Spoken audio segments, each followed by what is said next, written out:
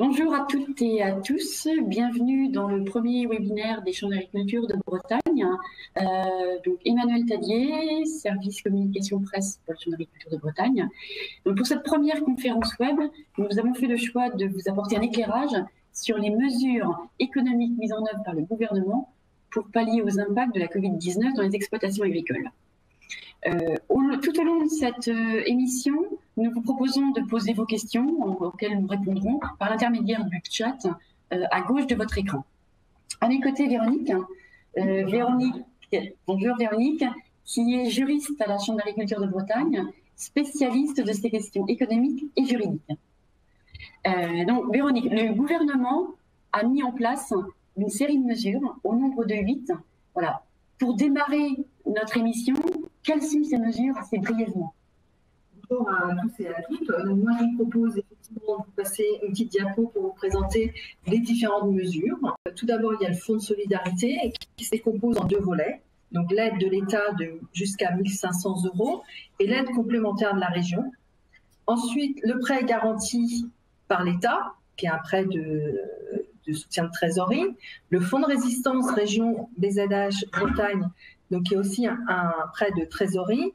Les mesures fiscales et sociales, le report des factures d'énergie et des loyers, enfin les dispositifs de médiation et le chômage partiel. Donc, on va rentrer plus précisément pour expliquer en fait quelles sont en détail ces mesures et surtout les conditions d'éligibilité. Alors, on a en premier, on a le fonds de solidarité avec l'aide complémentaire qui fait partie un peu de la même aide, mais qui sont quand même dissociées. Le fonds de solidarité, une aide d'État, avec un plafond, si j'ai bien compris, de 1 500 €. Oui, effectivement. Cette aide de l'État va jusqu'à 1 500 €. Donc, bien sûr, elle sera fonction du montant déclaré de la perte du chiffre d'affaires. C'est dans la limite de 1 500 €. Donc c'est une aide défiscalisée. Donc qui est soumise à conditions, puisqu'il va falloir remplir un certain nombre de conditions. On va avoir donc une condition, des conditions pour de seuil, avec une aide destinée aux entreprises qui ont moins de 10 salariés, qui ont un chiffre d'affaires inférieur à 1 million d'euros, un bénéfice imposable inférieur à 60 000 €. Donc, qui pourra être atténué selon que la personne a pu toucher des indemnités journalières et également donc un salaire. Et puis, on a des conditions qui sont liées au Covid. Donc, c'est des conditions de fermeture administrative. Donc, il faut que l'entreprise ait subi une fermeture administrative. Donc, c'est-à-dire une interdiction d'accueil au public. Donc là, pour le fonds de solidarité du mois de mai, ce sera une interdiction d'accueil du public entre le 1er mai et le 31 mai. Ou alors également avoir perdu plus de 50% de son chiffre d'affaires par rapport au même mois de l'année précédente. D'accord. On a vu en fait que ces conditions qui sont le mois de mars, mais se poursuivent jusqu'au mois de mai. Tout à fait. Alors, le fonds de solidarité a été mis en place pour le mois de mars. Il a été reconduit sur le mois d'avril et il est désormais reconduit sur le mois de mai. Et donc, toutes les entreprises qui ont fait l'objet d'une fermeture courant du mois de mai ou qui ont perdu plus de 50% de leur chiffre d'affaires, donc par rapport à mai 2019, pourront effectuer une demande jusqu'au 30 juin. Donc ça, c'est les questions, les critères d'éligibilité. Oui. Les démarches pour y arriver. Alors, l'agriculteur se renseigne où? Alors, pour faire la démarche, il faut se rendre sur le site impôts.gouv, www.impôts.gouv.fr, qui s'affiche sur l'écran. Oui. Et donc, c'est une démarche à faire de manière dématérialisée. Donc, il faudra se rendre sur ce site, aller sur l'espace particulier et non professionnel, et donc de faire la demande en ligne, apportant un certain nombre d'informations, les informations qui sont demandées. D'accord. À ce fonds de solidarité s'ajoute une aide complémentaire, d'ailleurs qui est l'aide complémentaire. Une aide, donc là, le fonds de solidarité, une aide d'État, l'aide complémentaire qui s'y ajoute, une aide de la région, qui va de 2 000 à 6 000 €, c'est ça? Tout à fait. Donc, avant peut-être de passer à l'aide complémentaire, une petite précision encore sur le fonds de solidarité, l'aide de 1 500 €. Donc, en ce qui concerne cette mesure, elle est, et ça c'est effectivement plus récent, elle est accessible aux membres des associés d'un GAEC. Et donc, à ce moment-là, donc, il faut faire toujours la demande sur donc, le site d'impôt.gouv.fr. Et donc, la demande pourra être faite même pour le mois de mars, pour le mois d'avril jusqu'au 15 juin, puisque le formulaire donc, pour pouvoir faire cette demande n'était pas accessible. Donc là, il y a effectivement un délai supplémentaire pour les membres associés de GAEC. Et également, on a eu des assouplissements puisque les entreprises qui rencontrent des difficultés, à condition de ne pas être en liquidation judiciaire depuis le 1er mars, peuvent aussi accéder au dispositif de 1 500 €. Voilà, tout à fait. Donc là, allez vérifier bien les conditions d'éligibilité puisque ça évolue et donc rendez-vous sur le site impôt.gouv. Voilà. Sur le site impôt.gouv. On peut aussi appeler son conseiller. Tout à fait. Dans sa chambre départementale d'agriculture, qui permettra peut-être aussi d'orienter ou de réfléchir avec l'agriculteur. Tout à fait. Donc, nos conseillers d'entreprise sont à disposition des exploitants agricoles pour les accompagner dans les démarches, toutes les différentes démarches qui seront présentées.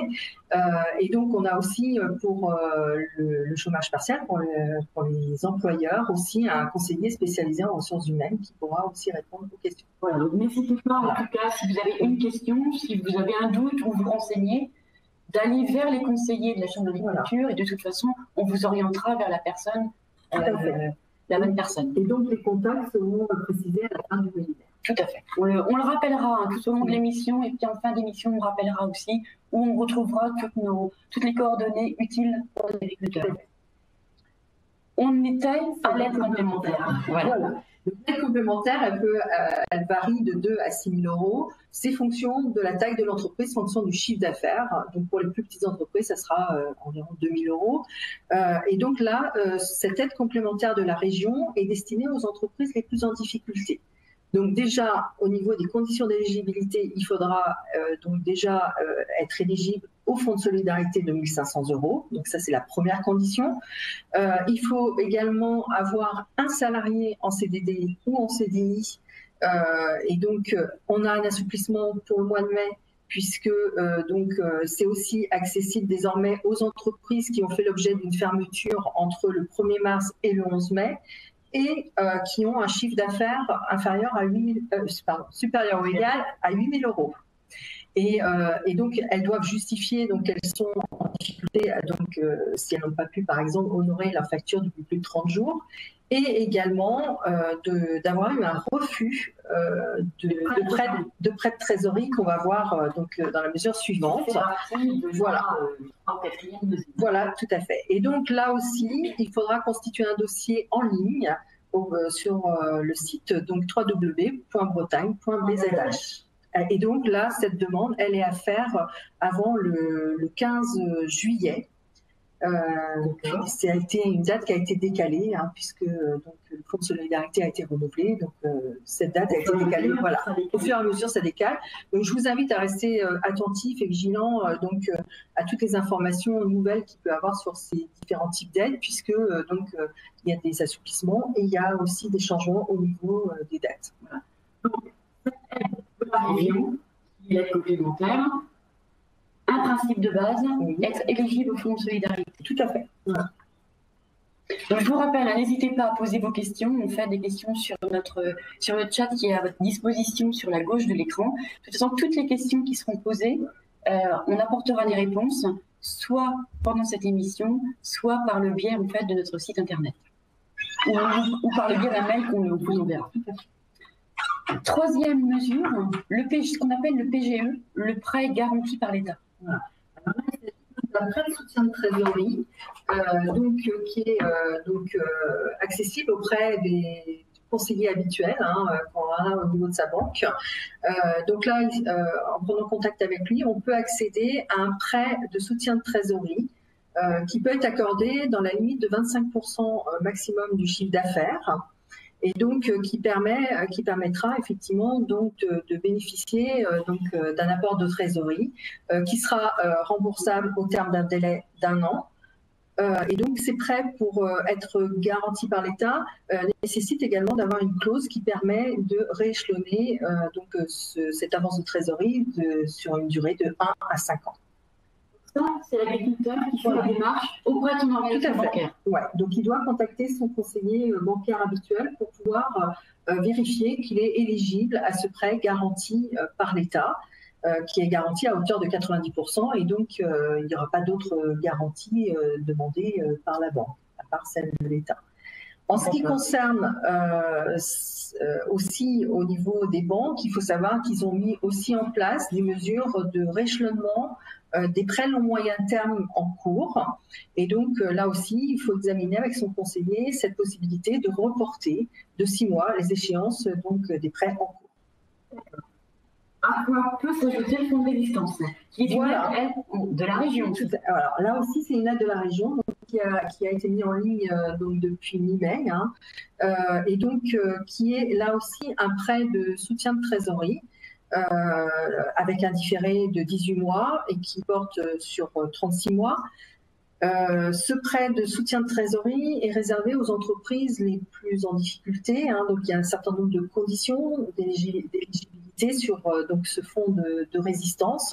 Et donc, il faudra donc, justifier donc, de ne pas avoir pu bénéficier des aides précédentes, notamment celle du fonds de solidarité, de l'aide complémentaire, éventuellement du prêt garanti par l'État, ou alors d'en avoir bénéficié de manière insuffisante. En fait, ça, c'est le fonds de résistance pour quelqu'un qui en a besoin, mais qui n'est pas éligible aux autres mesures, peut prétendre à celle-là. Tout à fait, ou de manière insuffisante. Ou de manière insuffisante. Alors, c'est réservé, bien sûr, aux entreprises. Réservé, puisque c'est mis en place par la région. Bien sûr, voilà. On l'aura bien compris. Alors, on a vu hein, les aides proposées de l'État, du gouvernement, mais aussi de la région. On a aussi des aides qui arrivent des collectivités locales.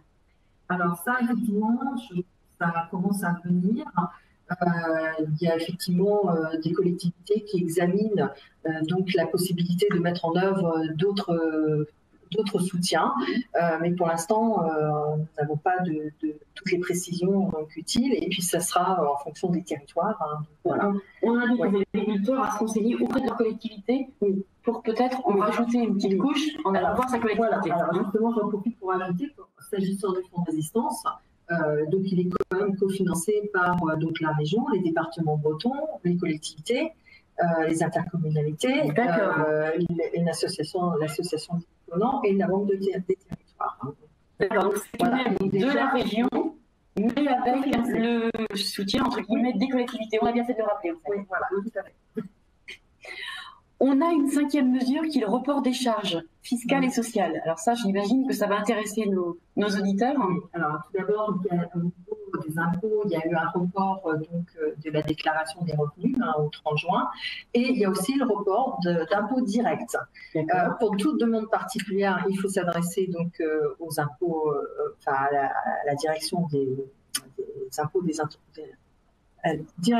impôts des entreprises. Et donc, pour toute situation particulière, notamment obtenir éventuellement un étalement des impôts si nécessaire et en cas de difficulté.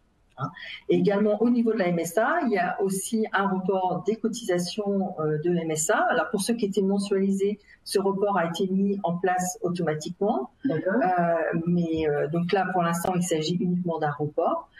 Donc, pour les entreprises les plus en difficulté, à ce moment-là, il faudra s'adresser à la MSA pour étudier éventuellement d'autres mesures, notamment, par exemple, l'état. D'accord. Donc ça, c'est ce qui est faisable. Maintenant, c'est l'agriculteur qui fait la démarche tout à fait. Alors, tout à fait. Donc, en ce qui concerne donc, toutes les informations donc, concernant donc, les impôts, donc il faut se rendre sur le site impôts.gouv.fr pour voir éventuellement quelles sont les mesures. Et puis sur le site de la MSA aussi pour toutes les cotisations sociales non exploitants, mais aussi salariés, donc puisqu'il y a des reports aussi des cotisations salariales. D'ailleurs, cette partie-là intéresse, puisqu'on a quelques questions. Stéphanie pose la question, j'aimerais savoir si l'on peut obtenir une annulation des charges sociales de l'exploitant pour une période de 6 mois quand l'activité était à 0 durant presque 3 mois de confinement. Alors, pour l'instant, à ma connaissance, il n'y a pas d'annonce en ce sens. Mais en tout cas, pour les entreprises les plus en difficulté, je les invite à prendre contact avec la MSA pour envisager des mesures pour les accompagner par rapport à leurs difficultés. Soit des mesures d'étalement et puis de prise en charge d'intérêt. Nous, on n'a pas quelque chose de répondre aujourd'hui. L'agriculteur doit pas ma connaissance. Vers l'organisme concerné. Pas ma connaissance. Alors effectivement, je sais qu'il y a des discussions, mais pour l'instant, il n'y a pas de mesure générale, à ma connaissance, d'indiquer. Les agriculteurs pourront toujours revenir vers leurs conseillers, éventuellement dans leur chambre d'agriculture, pour voir ce qui a évolué aussi dans toutes ces mesures-là. Tout à fait. Une question de Renan aussi sur le même sujet. Les cotisations NSA, MSA seront-elles purement et simplement annulées et non reportées pour les mois de mars, avril et mai? Donc, pour l'instant, pas de mesure générale. Il faudra se rapprocher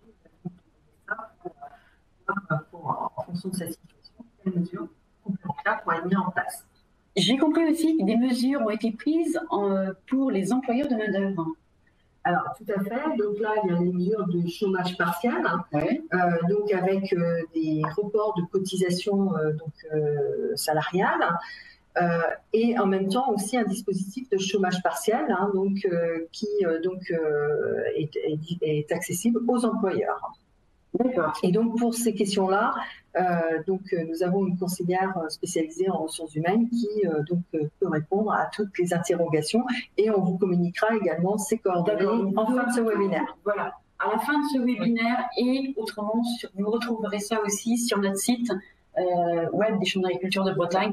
Je le rappelle parce que c'est vrai qu'il y a de nombreux sites à aller voir pour se renseigner, donc c'est bien d'avoir peut-être à la fin de notre webinaire, mais aussi sur notre site. N'hésitez pas à aller vous renseigner. On a une sixième mesure qui est le report des factures d'eau et d'électricité. J'ai compris que c'était une mesure imposée aux fournisseurs d'électricité et d'eau en ces temps de Covid. Alors effectivement, ils ne peuvent pas couper l'électricité ou l'eau effectivement par rapport aux entreprises qui sont touchées par le Covid. Il y a quand même des conditions d'éligibilité, et donc elles ont été précisées après l'annonce, et donc elles sont accessibles uniquement aux entreprises qui ont pu bénéficier du fonds de solidarité. Et d'ailleurs, lorsque la demande sera faite, donc la demande peut être faite auprès de chacun des opérateurs, soit par mail, soit par téléphone, mais il faudra pouvoir attester de cette éligibilité au fonds de solidarité. Donc il y a une attestation qui sera demandée. Et donc en ce qui concerne les loyers, à ce stade, nous n'avons pas de confirmation que cette disposition qui est applicable aux loyers professionnels s'applique également aux baux ruraux. Donc là, à vérifier s'il y a des évolutions sur ce point ultérieurement.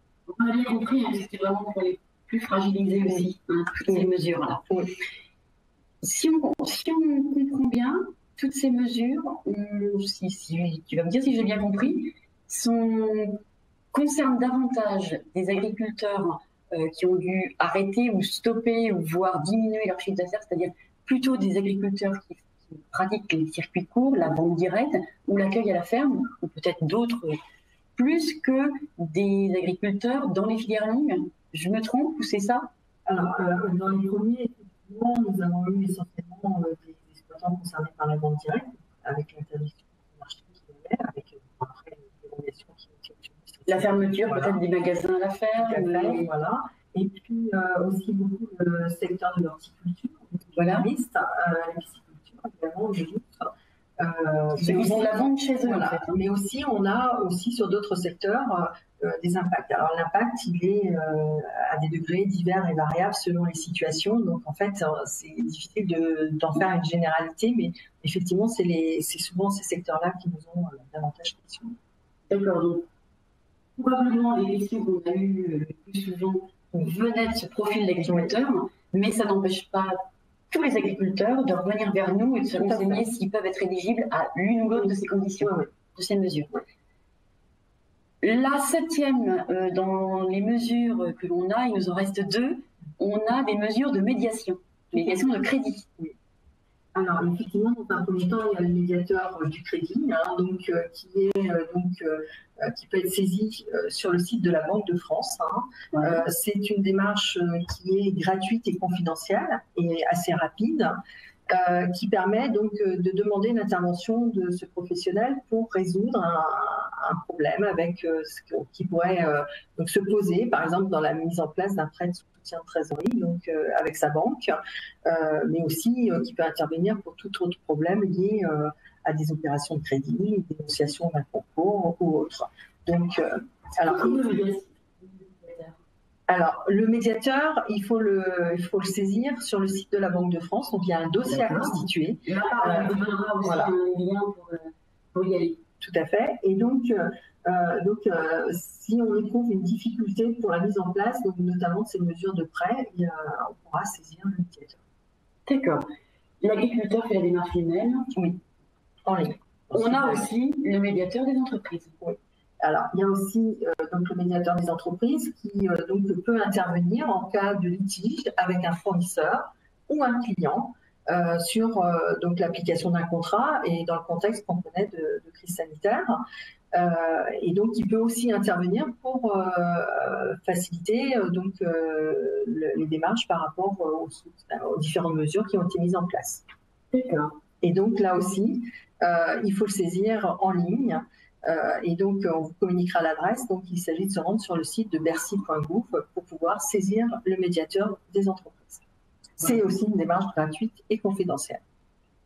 Donc, on a fait le tour un peu de nos 8 mesures mises en place par le gouvernement pour en fait pallier aux impacts de cette Covid-19 sur les exploitations.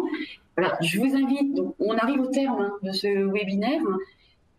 Toutes les informations Covid seront à retrouver, plus tous les liens que l'on vous a parlé avec Véronique seront à retrouver sur notre site www.chambre-agriculture-bretagne.fr à la rubrique entreprise. Voilà, je pense que nous n'avons pas pu répondre à l'ensemble des questions que les auditeurs nous ont posées, mais nous reviendrons en tout cas dans une prochaine communication sur notre site internet. Et nous enverrons par lien, en fait, le lien à tous les participants. Voilà, dans quelques jours, vous pourrez aussi également retrouver en fait, cette émission en replay sur la chaîne YouTube des Champs d'Agriculture.